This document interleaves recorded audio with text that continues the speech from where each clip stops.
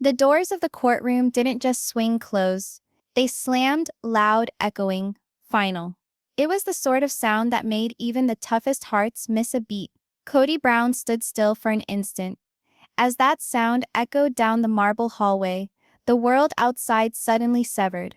The cameras were no longer present. The lights weren't flattering. This was not a TLC set. This was a real courtroom. Real judge, real verdicts. Real consequences. He tugged at his jacket, but it didn't fit. Perhaps it was guilt. Perhaps it was terror. He slowly raised his eyes, and across the room she waited. Christine Brown, composed. Still. Her face wasn't rage-faced. It was colder than that, resolute, undisturbed. Beside her was Janelle, her arms wrapped tightly over her chest, eyes contracted, jaw set, behind them.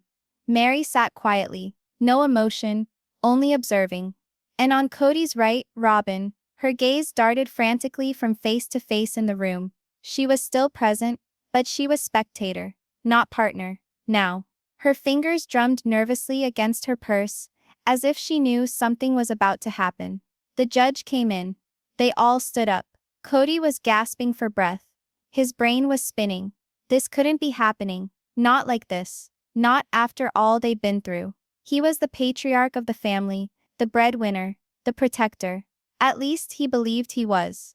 Please be seated, the judge declared. His tone was low, professional sounding, yet weighed with the seriousness of what was to come. We are now in session for the case of Christine Brown and Janelle Brown versus Kody Brown. Issues of financial fraud, emotional distress, and management of property will be heard. The quiet that came after wasn't merely silent, it was suffocating. First up from Christine's attorney was a woman wearing all black glasses set perfectly, posture strong. She moved forward, voice crisp and straightforward. Your Honor, this is more than a dispute over property. This is a deception case. Silent, calculated deception that lasted years. My client Christine Brown was assured land. She was assured a future. She was assured security. And what she got was lies, delays, and in the end betrayal. Christine's expression didn't change. She had waited too long for this moment to blink. Now. The attorney went on. We will have proof, text messages, tapes, money transfers, all leading to Mr. Brown intentionally deceiving his wives into thinking they had legal title to parts of a shared property called Coyote Pass. He made oral promises, accepted cash, received trust, and secretly sold and moved assets for himself. Across the table, Kody's attorney rose immediately, too immediately, like a man who just heard the report of a gunshot far away. Objection, Your Honor, these are vehement allegations out of context. The judge never even glanced up. Overruled. Go on. Christine's attorney nodded once. Then she backed away, and the judge addressed the plaintiffs. Christine Brown, please come forward. Christine rose slowly, heels snapping against the ground. She didn't have a folder or pieces of paper, just her truth. She swore the oath, then sat upright. I gave him everything, she started. Voice steady, but laced with something unfinished. Years of my life, my love, my children's trust. When we discussed creating homes at Coyote Pass, we weren't discussing real estate, we were discussing a dream. He convinced me it was ours. That every wife would have an equal share. That my kids would grow up on that land. She rummaged in her purse and pulled out a drawing. Childlike bright. This was drawn by my daughter. It's her room. On land she believed would be hers someday. My husband and I walked that land. We chose our trees, our vistas. I made decisions based on promises. The courtroom was silent. Even Kody seemed uneasy now. I requested documentation, repeatedly. I was assured it would arrive. I was assured it would be held up, but it never arrived. And I did not insist further, because I trusted him. I was stupid. I realize that now. Christine's attorney set down a folder and opened it in front of the judge. In it, Kody's emails, text messages with latitude and longitude coordinates, messages reading, your section is still secured. And don't worry, it's all going to be official soon. Why say that? Christine said out loud, not to the court, but to Kody. if you never were going to follow through. Kody didn't respond. His jaw was set, but he wouldn't look up. Christine nodded once, then declared, I'm not here to get revenge. I'm here because my daughters wept when they were told land didn't belong to us. I'm here because trust must count, even in plural marriage, especially in plural marriage. The judge thanked her. She left the stand. Then it was Janelle's turn. She walked more slowly, with tighter, more defensive hands. I handled a lot of our finances, she explained. Bills, taxes, payments. I wasn't merely a wife. I was part of the machine, and when Kody promised he'd file the deeds, I trusted him. He explained that we had to wait for filming to die down, that there were legal setbacks. And then one morning, I see a transaction on a joint bank account. Money, gone. Not a little bit, thousands. Janelle paused, then continued. I did some digging. The deed had been transferred, sold, privately, without signatures, without knowledge, without anything. Her voice cracked for the first time. He forged my signature. That's not a mistake. That's a betrayal. Christine turned her head. Even Robyn looked shaken now. The judge raised an eyebrow. You're saying Mr. Brown sold property under your name? Yes, Janelle said firmly. Kody's attorney jumped to object once more. But the judge waved his hand in interruption. This time. If she's got documentation, we'll review it. Copies were handed over. The seal, the date, the signature that didn't match any on record. The air was thicker by the second. Kody rose to his feet. I did what I had to do. We were losing control of the family. Too many voices, too many demands. Someone had to make a call. The judge slammed the gavel down. You will sit down, Mr. Brown. He did. Reluctantly, face burning, retention booster. And it wasn't only the wives who were going to talk. The next person to speak turned everything upside down. One voice from the back wanted to say something. It was Logan, Janelle and Kody's oldest son, a man now, calm but angry. I remember my dad saying we'd have our own house, that we'd build it together. He led us to think that everything was going according to plan. My little brothers assisted in sketching out designs. I even created budget worksheets for him. We were all in. He looked straight at his father. And you knew. You knew you sold it already. Kody looked like he had been punched in the chest. Logan continued. You didn't just betray our moms. You betrayed us. The kids, we're not dumb. We see what's going on. The courtroom was still. The judge leaned forward slightly. Thank you, Mr. Brown. That will be all. Christine remained in the hallway, after testifying, her hands shaking ever so slightly as she wrapped them around a warmish cup of water. The courtroom had become colder. Not the temperature, but the atmosphere. Something had changed. The truth had been told, but the burden had not lifted. It only darkened the air around her. The bailiff called the next hearing. Everyone stood, and this time as Christine headed back to her seat, she made eye contact with Janelle. No need for words. Just a knowing look that indicated, now it's your turn. Kody sat rigidly, face colorless. The explosion earlier had shaken even him. He didn't like to lose his temper, particularly not in front of his family, particularly not in front of Robyn. But today nothing was bowing to his authority. Janelle stood up from the plaintiff's side. She didn't require prodding. Her step was shorter than Christine's, more deliberate, but not hesitant. She had borne this family's financial burden for years. She was the numbers person, the planner, the one who always ensured ends met, even when feelings didn't. The court clerk administered the oath to her.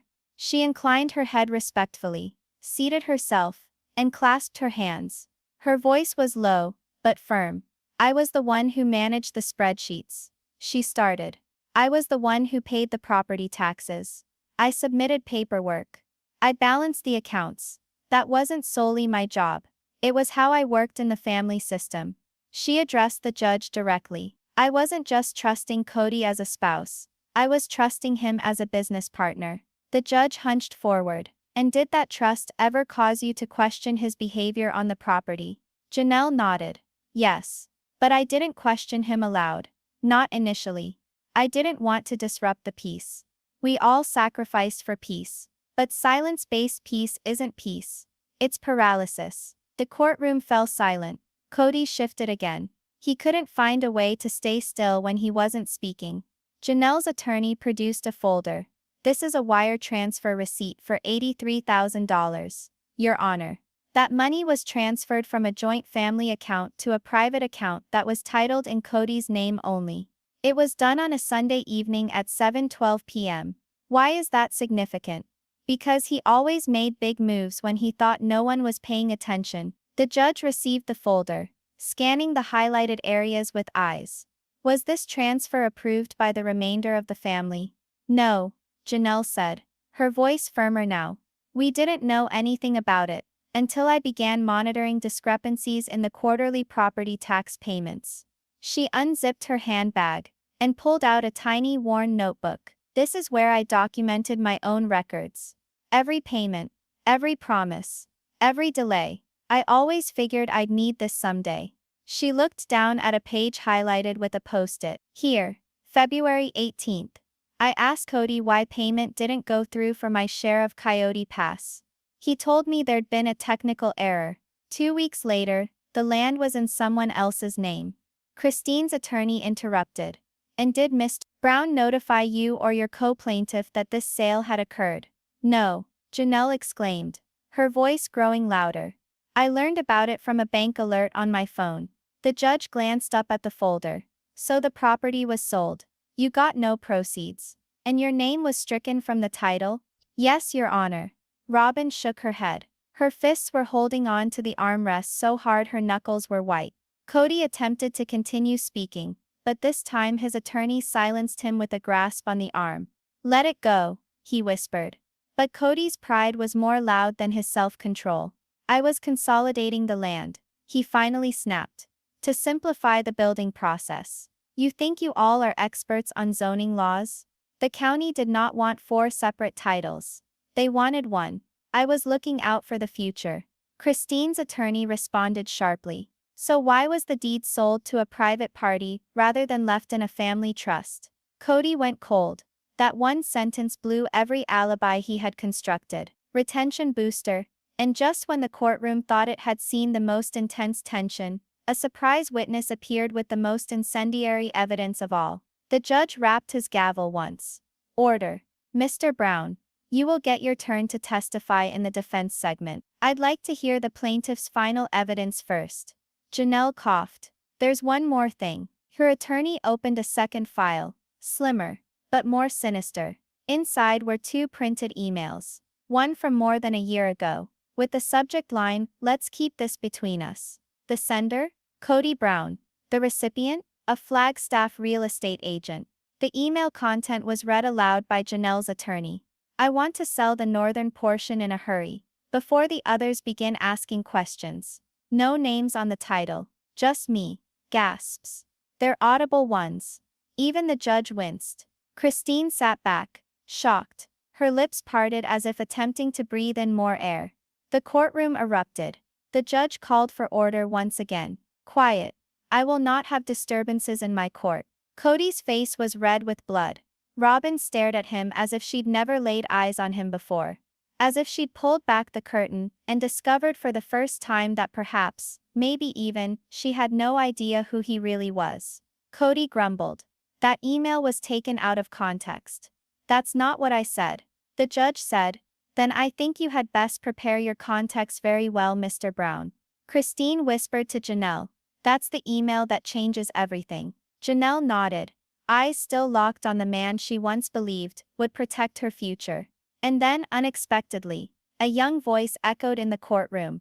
It was Savannah, Janelle's daughter, sitting in the gallery, now crying. He told me we'd build my treehouse there. He made me pick the tree. The courtroom fell silent once more. The judge glanced at the girl, and the mothers. I believe that's enough for today. He rose. We will meet again tomorrow. Plaintiffs will give closing testimony. Defense will draft their statements. And I suggest everyone take the evening to think, not debate. The bailiff called the courtroom to order. The judge departed from the bench. Everybody stood once more. But nobody hurried. Nobody had the courage to look one another in the eye. The truth had been opened so wide, and it wasn't going anywhere.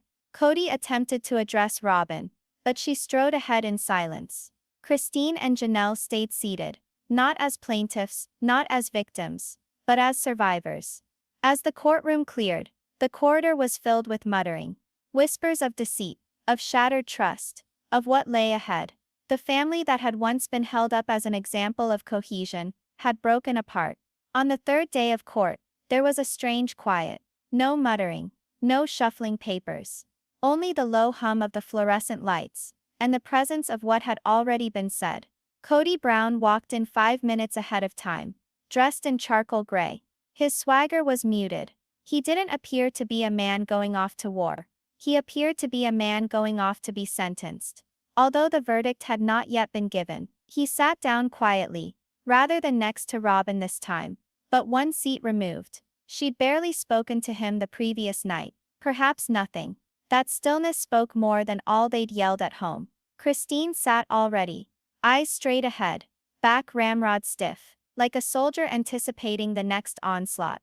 Janelle, sitting next to her, sported a navy suit jacket, and a face so stoic it might have been hewn from granite. Mary hadn't been present that morning.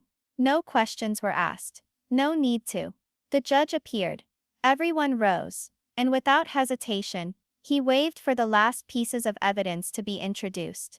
Today, he declared, we will hear the sale documents of the disputed land, and then Mr. Brown will testify. Let's get on with it. Christine's attorney stood, holding a slim envelope, a single page within, but it was the one that could bring it all to an end.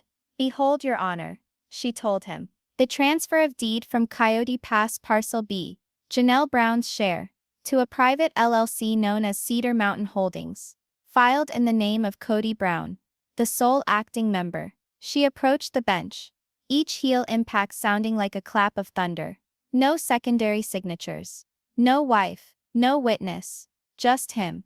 The judge arched an eyebrow as he scanned. And this LLC, is it a family business?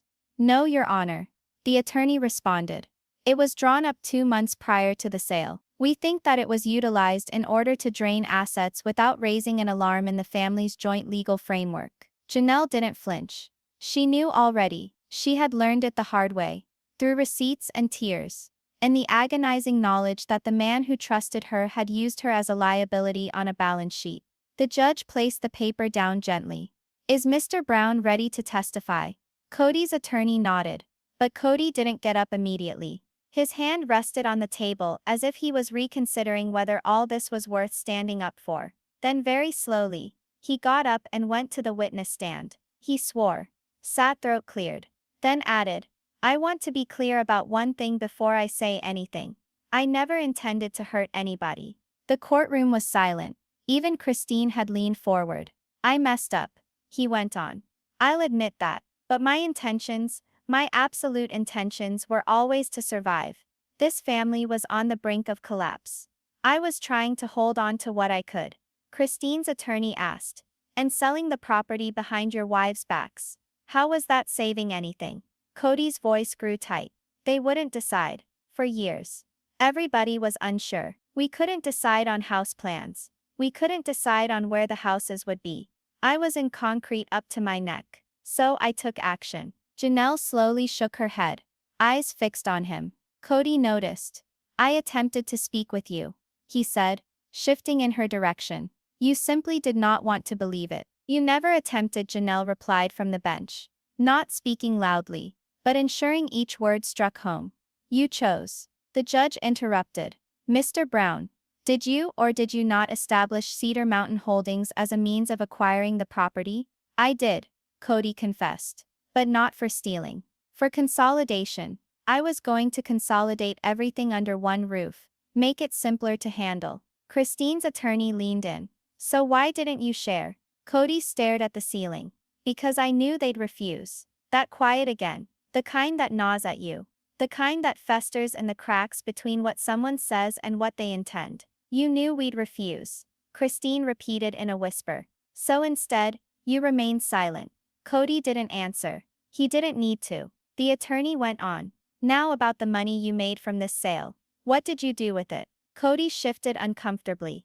Into the down payment on the new home. the one Robyn and I reside in today. And there it was, the sentence that shattered the courtroom. Christine covered her mouth. Janelle closed her eyes. Robyn sat back as if she'd just been punched in the chest. That money, Christine breathed, was to construct all of our houses. Janelle continued. You spent my future paying for hers. Kody threw up his hands. It wasn't like that. The judge stared down at him. But it is like that, Mr. Brown. Legally. Factually. Kody began to react once more. But the door to the courtroom swung creakily open. Everyone was silent. A woman entered. Tall, assertive, wearing a tan trench coat. No one knew her, except Kody. His face fell, chilled. The judge glanced up. Excuse me, can I assist you? The woman moved forward. I am Dana Clark. I am a notary who acted with Mr. Brown on the Cedar Mountain deal. Christine's attorney jumped up right away. Your Honor, we were not notified of this witness.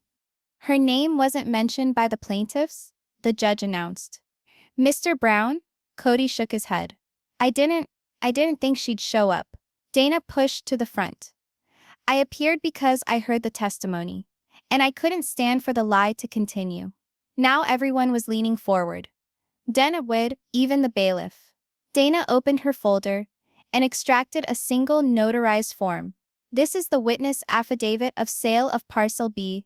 Mr. Brown informed me, on tape, that he had the other owner's permission. She addressed Janelle. He used your name. Told you were traveling and couldn't be there. Janelle's jaw dropped. I was never contacted. Dana nodded. He asked me to notarize it too. Told me it was an emergency. I didn't think twice then. But I should have. Christine's attorney intervened. Can we enter this into evidence? The judge nodded. It is received into evidence. Kody's voice broke now. I didn't expect it to get this far. I thought I could cover it up before anyone realized. I didn't want to lose control. Christine stood up suddenly. Not because she was told to, but because something within her couldn't remain seated any longer. You already lost control, she continued. When you stopped viewing us as your wives and began viewing us as hurdles. Janelle stood as well. When you chose your survival came at the cost of ours. Kody stood, hands up, trembling voice. I did everything for this family. No, Christine stated, moving closer. You did it for your name, your image, your idea of what this family should have been. The judge banged for quiet. This court will recess for 1 hour. We will reconvene for rebuttals. And then, we deliberate. The gavel hit once. The courtroom cleared once more, with Kody remaining where he was. Everyone else filed out. Christine walked past him, without a look. Janelle stopped at the door. You didn't lose the land, Kody. You lost your legacy. And with that, she was gone. The third session was finished, but the fallout had only just begun. Robyn Brown sat in the hallway outside of the courtroom, as if she were attempting to keep her world intact, using only her hands and a tense smile. But her fingers were shaking. Her legs would not stop trembling. For the first time in years, she was experiencing something she hadn't permitted herself to experience before. She had always stood up for him, always trusted him, always rationalized the destruction. The other wives never understood Kody like she did, or so she convinced herself. But now, after all laid out in the court, the silence between them was unbearable. The bailiff emerged and called her by name. Mrs. Robyn Brown, please. Robyn stood. It was all of the strength she had. Her heels clicked softly against marble as she made her way into the courtroom. All eyes were on her. The woman who'd been Kody's only legal wife for all these years. The woman who'd been by his side when the others walked away. The last wife standing. She didn't glance at him. Not even once. She took the stand. The judge leaned forward. Mrs. Brown, please raise your right hand. She did. Do you swear to tell the truth? The whole truth, and nothing but the truth? A long pause. Then a whisper. I do. She sat down slowly, her posture stiff, her eyes scanning the room, not to defend, but to survive. The courtroom was charged. Christine gazed straight at her, face impassive. Janelle was unmoving, arms folded. Kody attempted to get her attention, but she refused him the pleasure. Christine's attorney started gently, nearly kindly. Mrs. Brown, How long have you been married to Mr. Brown? Since 2010, Robyn answered. Spiritually, legally since 2014. And you know of what happened with regard to the Coyote Pass land? Yes. Were you involved in any of the decisions about transferring land ownership to Cedar Mountain Holdings? No. Did Mr. Brown inform you of the sale beforehand? Robyn looked down. Yes. After it happened. That drew a sharp glance from Kody, but she continued. He said he had to move fast, that the family wasn't cooperating, that this was the only way to move forward. The lawyer nodded. And how did you respond? I was surprised, she confessed. He said everything was temporary, that he would rearrange the titles later, that he just needed authority. Did he? No. Did you profit from the sale of the land? Another hesitation. Then yes. Her voice cracked on that one word. We spent part of the money for the down payment on our house. The one we currently reside in. Gasps once more. Although this detail had already been broached, to hear it issued by Robyn, her saying it aloud, gave it a certainty that was crushing. Christine shut her eyes. Janelle turned away. And how did that make you feel, Mrs. Brown? Robyn's voice shook now. Guilty. She gazed at the judge, then at the courtroom. I didn't realize how deep it was until this trial. I believed the land was still in trust. I didn't realize about the signature forgery, or the notary deceit. I asked Kody if everyone was agreeable. He said, they'll come around. I trusted him. I didn't want to fight. I didn't want to dig. I wanted peace. The lawyer drew nearer. Did you ever ask him to sell the land? No. Never. Kody's fingers closed around the edge of the table in tight fists. His jaw was set hard. The only part of him that moved was his foot, tapping rapidly beneath the desk. Do you feel complicit? Robyn dipped her head, then nodded slowly. Yes. She breathed in, tears beginning to well up in her eyes. I was the one wife who still remained with him. I saw everything. I heard the arguments. I watched him spiral. I didn't stop him. I didn't ask enough questions. And part of me didn't want to know. Christine's attorney took a step back. Your Honor, we'd like the court to take note of Mrs. Brown's testimony as a supporting admission. Noted. The judge replied, making a mark in his notes. Then it was Kody's attorney's turn. He got up slowly, his face a little green. Mrs. Brown, you told me that you feel guilty. But do you think that your husband was trying to do harm? Robyn didn't reply immediately. I think, she whispered. Kody thinks that control is safety. He doesn't know how to ask for it. He only knows how to take it. Do you think he committed fraud? Robyn's lips quivered. I think he never asked permission. I think he made choices that hurt individuals. Whether he knew it or not, it was wrong. Kody's head fell. He could not even glance at her anymore. Thank you, the lawyer said, quickly taking a seat. The judge glanced in Robyn's direction once more. Mrs. Brown, you are not legally responsible if you were not included in the initial contract arrangement and didn't deliberately engage in misrepresentation. But your statement does have moral authority. Yes. I see, Robyn said, wiping her tears away. Do you have anything further you'd like to add before you leave? Robyn gazed toward the other women. Her voice broke as she spoke. To Christine. To Janelle. I'm sorry. For all of it. For standing by him when I should have stood beside you. For turning my back when I should have opened my eyes. I let him isolate us. I let him convince me you were problems, not partners. And I regret it. Deeply. She turned a little toward Kody. And you, her voice had hardened now. You said love was loyalty. But it wasn't love you desired. It was obedience. And I surrendered it. I don't know who that turned me into. Christine blinked slowly. Janelle took a breath. The judge nodded. You may step down. Robyn stood. But she did not go back to Kody's table. She sat alone in the back row. Kody seemed as though someone had ripped the air from his lungs. He leaned over to his lawyer and whispered. She turned on me. His lawyer whispered back. No, you lost her. The judge straightened in his chair. This court is nearing conclusion. We've heard vast testimony. The plaintiffs will now present their final statement. Mr. Brown, you will be able to provide rebuttal. Then I will make my judgment. Christine stood. No folder. No notes. Only she. For years we had it all. Homes, children, faith, trust. We trusted in a framework that demanded honesty at its base. That honesty was shattered. She moved forward. This case isn't about money or property. It's about power, manipulation, and silence. Every time we tried to ask questions, we were instructed to wait. Every time we requested evidence, we were promised it. Every time we insisted on clarity, we were informed we were being difficult. She stared at Kody. You sold more than a house. You sold the foundation of this family. And you did it thinking no one would call you out. But we are. Today. In front of the law. In front of the truth. Kody began to stand but didn't say a word. He couldn't. His jaw opened, but no words were spoken. The judge lifted his gavel. We will now recess briefly before the final ruling. And with that, the gavel struck wood once more. The reverberation rung out, not only in court but in Kody's heart. The judge came back onto the bench. 15 minutes later. But it had felt like an hour. The room was standing room only. More so than before. Even the air felt motionless. As if people were afraid to breathe too loudly, in case it would shatter what was about to happen. Kody's head was hung in his hands. His tie was a little undone now.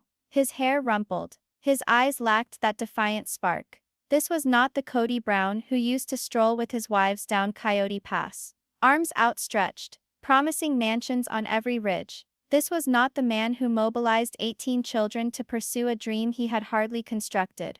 This was another person altogether. Cornered, stripped to the bone, and waiting to see how far the fall would take it. Christine sat next to Janelle. Their hands touched for an instant, fingers intertwined like a desperate gesture of solidarity. No words said. It had taken all they had to arrive here. The years of silence, forgiving too much, hoping too long. And now, at last, they were on sure ground. Truth. Robyn sat by herself, still in the back. She had not returned to Kody's side once she'd testified. Her eyes were pink, her face white.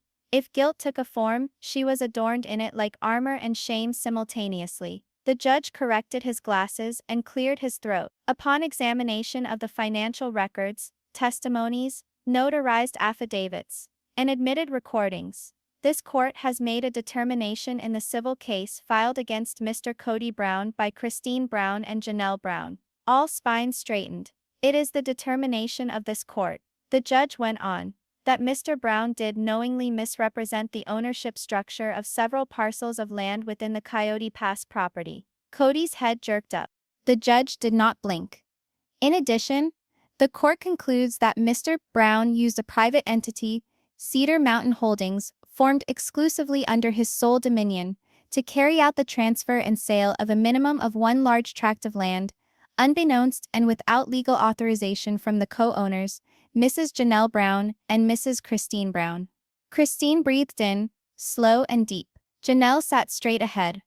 This activity amounts to fraudulent conduct within the parameters of civil law. The evidence provided constitutes fabricated intent, hidden communications, and unlawful financial transfer of shared property. Kody's jaw shifted, quivering, as if he'd like to scream, but couldn't come up with the words. The court also finds personal effect, such as emotional distress, manipulation of family trust, and the erosion of both plaintiffs' financial security for the future. The judge slowly turned the page, then went on. In accordance with this court's jurisdiction, I hereby grant Christine Brown and Janelle Brown joint damages in the sum of $425,000. Christine blinked in shock. She had not anticipated that figure. A forced sale of the remaining unsold lots of the Coyote Pass property is also hereby ordered by the court. When the sale is completed, proceeds shall be divided equally into 3 shares, one for Christine Brown, one for Janelle Brown, and one for Mary Brown. Since she too was formally attached to the trust before there was legal restructuring, Mr. Brown's right of ownership over these lots is cancelled. Janelle clamped her hand over her mouth. And lastly, the judge declared, Mr. Brown's financial dealings shall be referred to the Regional Committee on Tax Fraud and Civil Enforcement for further probe into business practices within Cedar Mountain Holdings.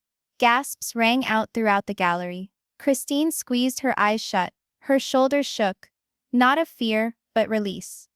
Kody's face contorted. That land was mine. I paid the taxes. I built that dream. The judge didn't even shout. No, Mr. Brown, You manipulated that dream. You twisted trust into control. And this court does not reward deception. Kody's lawyer put a hand on his shoulder to shut him up.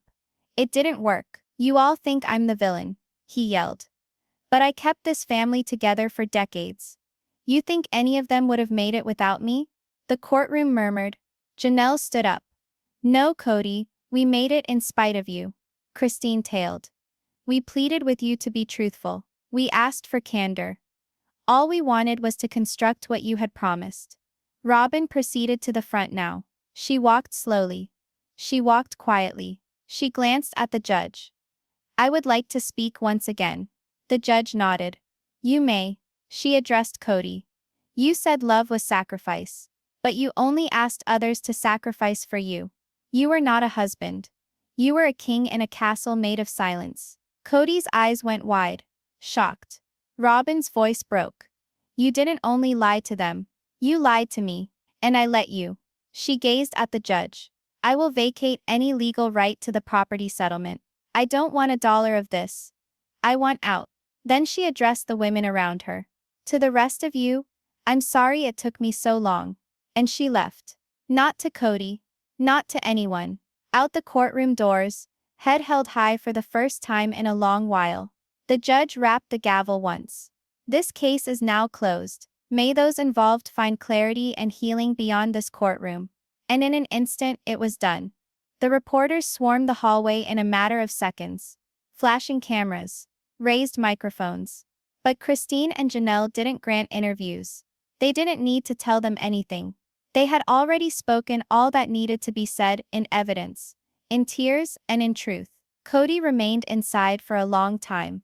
Alone, the once proud father, husband, patriarch of a reality TV empire, now left staring at the floor beneath his feet, as if it too had been taken from him. He turned slowly and looked at the now empty seats. No wives, no kids, no applause. Only the echo of a life mismanaged, promises broken, and a name that would now carry a different weight. Outside, Christine and Janelle stood side by side in the sun. For the first time in years, they weren't merely getting by.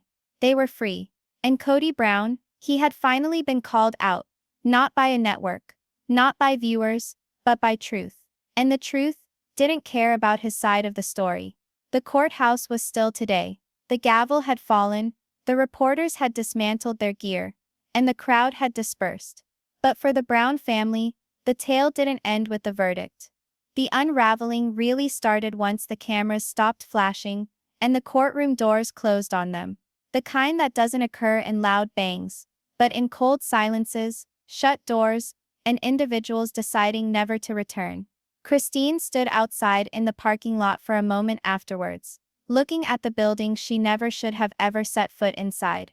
She never envisioned having to take her family to court, never thought the man she used to refer to as her eternal companion would be the person she'd fight legally for signatures and property.